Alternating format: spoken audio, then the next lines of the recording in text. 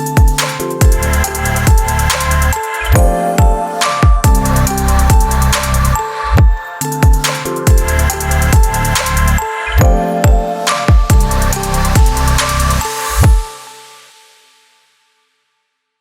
thank you. Thanks for inviting me to speak today. I'm Jo Carter. I'm the Chief Exec of Herts Vision Loss. So we're a local charity that support people with significant visual impairment and blindness. So for today, I'm going to talk through, the people that we come across, people that we interact with, what we as a charity do, linking that as we go along to mental health and talking about some of maybe the key aspects of mental health and mental health support that we provide, and then really listening to you and anything that you want to ask me or anything about the presentation. So without further ado, we'll just move along. So Herts Vision Loss are an independent charity, and we support blind and visually impaired people. I have done across Hertfordshire for says over 105 years there, but we're getting up to more like 108 years now. We have a range of funding opportunities. So we have got a rather large Hertfordshire County Council contract now, where we provide support to people in hospitals, in their home, at various sort of information points. But we also need to raise money through charitable donations and project grants, probably the same way as you do at Viewpoint, to be able to continue our operations, to be able to afford to pay our staff, and particularly our counselling service, which is actually the most expensive service that we run, considering it's such a small service. So our mission is to support and empower people, and I think empower is a good word to use. People across Hertfordshire with a visual impairment, we want people to be able to live happy, functional and independent lives, and I recognise that that's easier said than done. We provide information and equipment as people need it, and are supported in a variety of ways. And with that, I'll talk to you more about that support as we move through the presentation. So our referrals come from a variety of places, and I just documented a few of them, but to be quite honest, we're not an organisation that has stipulated where we will take referrals from. So literally anybody can come to us from anywhere. Obviously we support people in Hertfordshire, but often we will offer some cross-county support as well. But to be honest, if you came across somebody, a neighbour, a friend, anybody that you thought might benefit, you just pick up the phone or drop us a line, and we'll support people in that way. So less than 10% of visually impaired people are actually totally blind. So by totally blind, we mean with no vision at all. So meaning the majority of visually impaired people do have some useful vision. So the other things we do is try and work on that useful vision and try and offer people aids and things that might help them with what they have. And we've got several reasons for people's sight loss, and I'm going to talk through those a little bit more in detail with some pictures in the next slide. And what I would like to do normally at this point is I'd ask you to sample different glasses, so macular degeneration glasses, glaucoma glasses, things like that, for those of you that are sighted, so that you might be able to just experience a little bit about what it's like to have that sight. We've run a few events as an organisation prior to the lockdown period, where actually we were running events, for example, Walk a Mile in My Shoes, which is an event where people were doing a mile walk with either a blindfold or with simulation specs on, and just to try and get a feel of it. And it's very, I don't know if any of you have ever done an exercise like that, but it is a very unnerving experience to be non-sighted and guided, and you have to have some real trust in the person that is guiding you around. So this is just generally a picture of the anatomy of the eye. I'm not going to really dwell on it for too long, but as I go through the slides, I will pick up some various parts of this eye and explain to you a little bit about certain conditions and what part of the eye might be affected. We move to the next slide. The eye conditions that we see the most: macular degeneration, glaucoma, retinitis pigmentosa, cataract, and diabetic retinopathy, and congenital and injury. I'm sure that most of you have heard of those conditions before, even if you don't quite know exactly what they are. And I'll just give you a brief run through now. Okay, so the slide that you have in front of you, for those that can't see it, it just has a picture of a street where there's 4 people, what it looks like a family are walking together, and you kind of see the outline of 2 of the outside figures where the central vision has been blurred out, and it just looks like a grey blob. And that is how we're describing macular degeneration, and that's how a person with macular degeneration might explain what they see. So you can see you don't get a full picture of what is in front of you. Again, this next slide, it's just showing quite a blurry picture in front of you, so you can make out potentially that there is a sign for an underground and a person, but you don't quite get the full picture of what's going on. Now, macula is painless, and like I explained, results in this loss of central vision, and it's where part of the macula in the eye isn't able to function as it used to. There's 2 types of macular degeneration, wet and dry, and there's various ways in which these are treated. NICE guidance offers different guidance of what can and can't be treated with drugs such as Lucentis. We have seen some fantastic results with our some of our service users that have received Lucentis injections for wet macular degeneration and have been able to see pretty well afterwards. Unfortunately, we are expecting to see lots of degeneration because of lack of eye hospital appointments that have been happening through the pandemic. And as we move forward, people really need to be keeping up to these injections. And if they are not getting their treatment straight away, then this wet degeneration can develop very, very quickly. Cataract, I don't know if any of you have got relatives that might have had cataracts. Certainly my grandparents had, and it's quite common. I think people talk about cataracts quite a lot. The slide that's in front of you, for those that can't see, is just again showing this family of 4, but you can sort of see that there's 2 children, 2 adults, but the whole slide is very, very blurry. Okay, so the cataract, the description of the slide is just showing you the lens of the eye, and basically the cataract, this lens is helping the light to focus in the right area. And when the lens becomes cloudy, then this is basically a cataract forming. So you can appreciate this cloudiness is making vision very blurry, so the picture is not clear to the person. So that's the brain sending the message to the eye. Mainly people over 60 are developing cataracts, but they do occur in younger people more often when there is another comorbidity, particularly something like diabetes. And as you may realise and may know, people can, again, recover really well from cataract surgery. You'll often find that a person might have 1 cataract done, a number of months later have the 2nd cataract done, and really end up with very, very good results and good vision after that. Again, we are concerned about waiting times in the hospitals for these operations, and getting to the point where people are effectively going blind because they're not getting their treatments quick enough. Again, another slide of a very sort of blurry picture and a very irregular shape. So the glaucoma person is seeing what looks like just a central picture, which is quite blurry and nothing around the outside. And this slide is just showing you the area of the eye that's affected with glaucoma.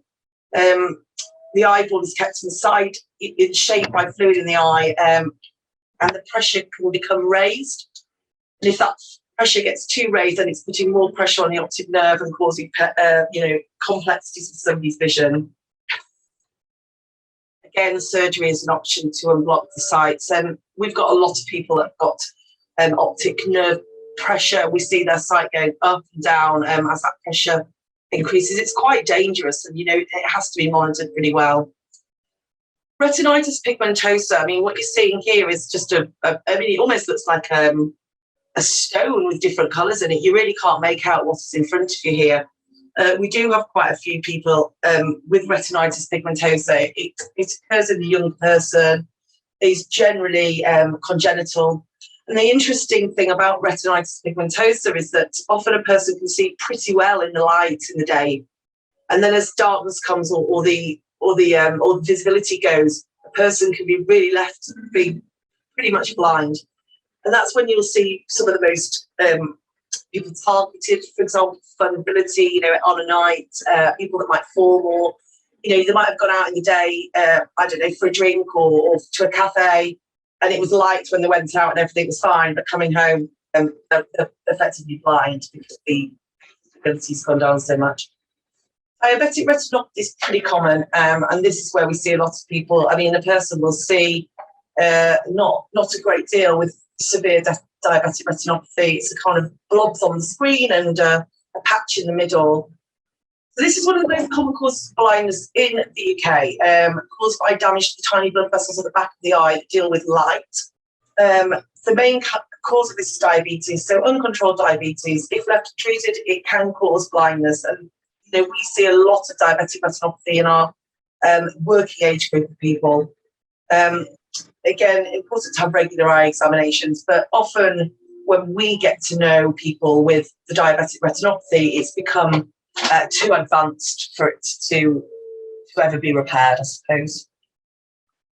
So the proliferative retinopathy, to talk about at the very bottom of the screen, this problem, it rarely causes symptoms until it's too late, and those symptoms, such as blurred vision, are likely to indicate that it's already been a severe vitreous bleed. So that person will develop a sudden onset of loss of vision. A lady that we deal with quite a lot was a lady whose daughter's now in her 20s, but developed blindness after just a very short period after giving birth to her daughter. So she developed diabetes quite severely in pregnancy. It had been uncontrolled and not really picked up. Had her daughter, had a huge diabetic episode, and then found herself blind in weeks, days after giving birth to her daughter. And 20 years on, her sight hasn't come back. And so not only do you go through the difficulties of being a young new mum, but also to then go blind, and then also to be left by her husband very shortly after, because it became an untenable relationship as well. So, but I'm pleased to say she lives a pretty happy life now. So finally, congenital conditions of injury. There will be people that are present at birth, that are blind at birth. Lots of reasons: developmental, genetic, or damages from drugs or infection from during the pregnancy. We do see quite a few children that are blind. We do run some junior clubs for little children and their families. People can be going about their business quite normally and end up with an eye injury. 120,000 people a year visit A&E. We've been supporting a young child who actually went blind in one of his eyes after running into a coat hook at the nursery. So things that you just would never expect to happen as well. We're offering support for those families and teachers and other things. So the impact of sight loss, obviously very frightening and overwhelming. I know Editor talked about a little bit employment earlier, and hard to retain employment. I mean, very difficult to be able to offer somebody suitable alternative employment if they've always needed good sight to do what they're doing. Therefore, that has a knock-on effect to reducing income and ultimately a reduction in quality of life. I talked to you a little bit before about increased risks of falls and associated injuries. It's not just the impact of sight loss, it's danger around that, particularly if you're in a new place or you might have gone for a walk that you don't know the route of. And all of those issues lead to a risk of mental health issues. If you think about the younger age group, the decreased ability for parents and carers to work as well, reduced social function, an increased risk of needing longer-term care, and a variety of other conditions, complications. What I haven't put on this slide is something I mentioned earlier: vulnerability. Blind people are vulnerable. We've seen a lot of younger people targeted by thieves, targeted by drug dealers, targeted by, for a variety of reasons, because for lots of reasons, they will let people in their home feeling very socially isolated and lonely, and those relationships can often turn quite sour. So we talked a little bit about that. So people with sight loss often have increased mental health problems. So we see lots of people with depression, anxiety, distress, People often using substance abuse as a way of masking and coping. And again, there's been lots of research around mental health and the higher risk of suicide in people with a significant visual impairment and blindness. So 20 to 50% of people with visual impairment suffer with substance abuse. And, you ask yourself why? Well, they feel very stressed. There's a lack of positive support, and inadequate access to healthcare and support, and obviously the stigma associated with it. We find very often with blind and visually impaired people that it's difficult to get people to engage in any process. Difficult, very, very difficult. And also for people to get to places, which is no fault of their own. If you've got, for example, a support group, we will find often that a person won't go unless we physically take them there because of the difficulties around and the practicalities around it. So just put a nice slide in there. So just basically a bit of information around how we might be able to prevent and maintain healthy eyes. And this slide, hopefully you'll get a copy of this presentation, but this is just general advice for yourselves and for you to give to anybody stopping smoking, having a healthy diet, taking exercise, reducing alcohol intake, taking regular eye tests, and obviously observing health and safety precautions. So how can we best support people with sight loss? And this is how the things our organisation does, but obviously we use a range of volunteers and partner organisations and people like yourselves to support a lot of our service users. So first of all, trying to understand. So what we do with our volunteers is, as I said to you in the presentation, is to offer them the opportunity to sample some of these simulation specs and to do a few exercises and just try for a very short period of time putting themselves into the shoes of the person. So isolation and loneliness is our most common complaint. And we help by providing company, helping with practical tasks, for example, reading the post, paying a bill or using online shopping facilities. Anything simple, helping somebody organise their wardrobe so that they know what colours, what order and what colours are in there.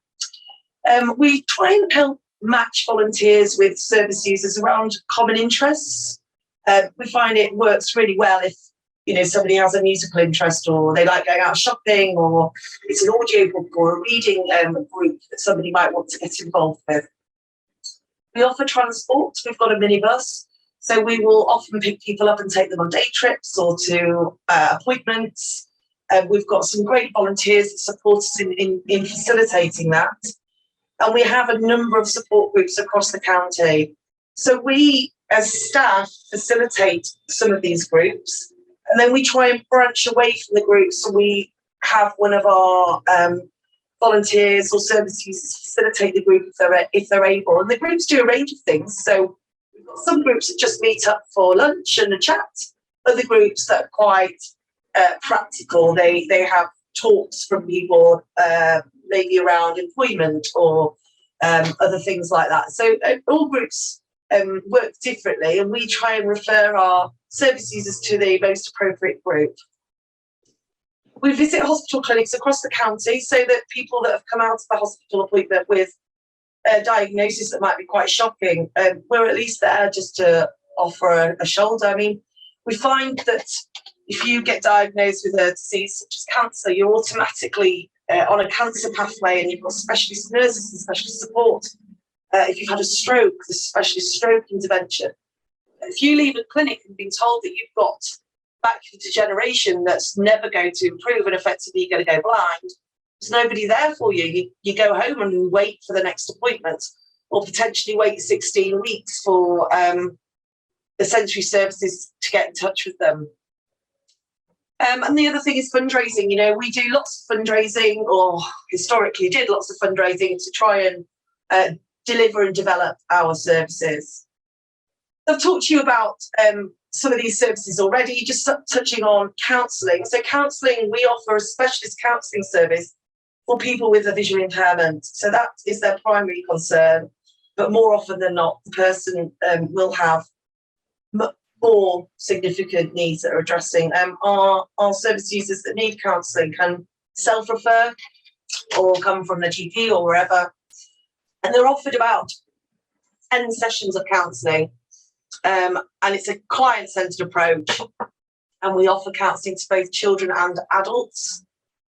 If the person's had counselling and they are still able to benefit from it, we can extend those sessions. And also a person will always leave us with an SOS, so a port of call to come back to.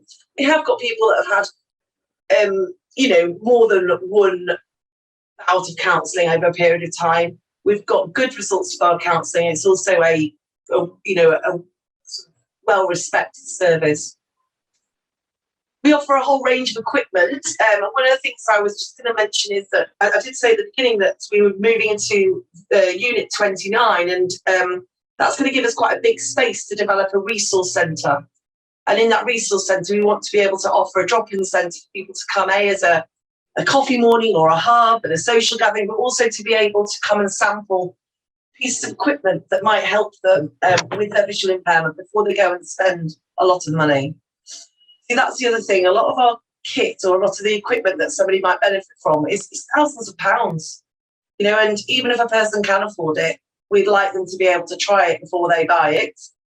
We'd also like the opportunity to talk to people about what they might benefit from. If they can't afford it, maybe we can help them with that. Maybe we can fundraise on their behalf and that kind of thing. We want to be able to offer more information and training. So in the past, we've done cooking courses, we've done employment courses, and we want to be able to talk to our stakeholders and our service users to see what practical tasks people might want to get involved with or learn about to support them moving forward.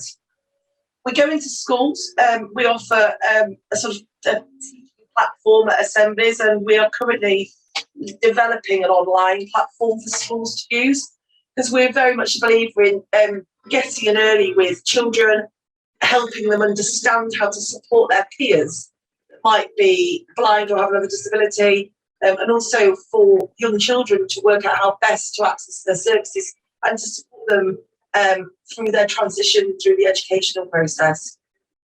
So just a couple of really just sort of nice slides, really. That's just helping one of our service users through a cooking course. And again, a group cooking course. So this is an event we held in Stevenage. Lindsay, who used to work with us, was offering cooking courses. This is a schools programme. So the schools programme involves a member of staff and a volunteer who is often significantly sight impaired, and we'll go and talk to the children about stigma, enhancing general trust.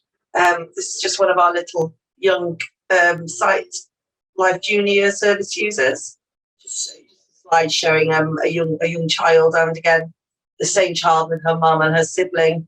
I think this slide is her feeling an ice cream. So it was a reading day where it was a sensory reading day. So the child was imagining a trip to the seaside, so you could hear the rustles of the sand and the stones, and you could hear the water. And I think we were squirting water at her and giving her an ice cream. We had a really good time. It was a really lovely afternoon. And this is just a rather old and sunny picture of the team, but basically our team consists of 3.4 whole-time equivalents, so not very many of us at all.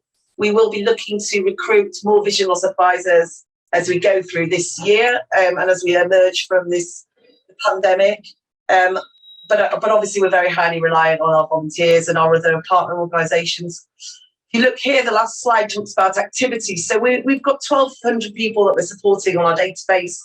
We do 120 hospital consultations a month, 2,000 home visiting episodes a year, support 100 people or more through social groups. 70 people a year receive counselling, and we reach over 1,000 people a year with talks and demonstrations, and run 4 fundraisers per year. Now, I must stipulate that was pre-COVID numbers. So obviously trying to get out to 1,000 people at face-to-face talks hasn't really been a doable thing, but we hope to be able to obviously pick that up as we go through. The last slide just shows a picture of some £50 and £20 notes, really, and just tells you that we only have a certain amount of income, but greater expenditure, and we have a financial gap. So that's why we're always looking for funding opportunities. again, the final slide is a money slide. It just tells you that we've bridged the gap with project grants, fundraising, donations, legacies, and obviously we have to make cost savings as we go as well. This slide just shows a few service users. Myself, it's a few years old, and we'd gone to collect a cheque from a company. And again, this slide, we took some visually impaired people to tandem riding, which is great. The slide shows the group of young service users that went for that day out, had a great day. Finally, I've just provided you a little bit of information on some useful links and agencies, including RNIB, Sensory Services and Hearts Help, who should be able to signpost people to directions. We've got a new Facebook page, which I'd invite you all to like, which keeps you up to date with information about what we're doing, and also a Twitter page as well, at Herts Vision Loss. So thank you for listening to me talk about sight loss and what the organisation does.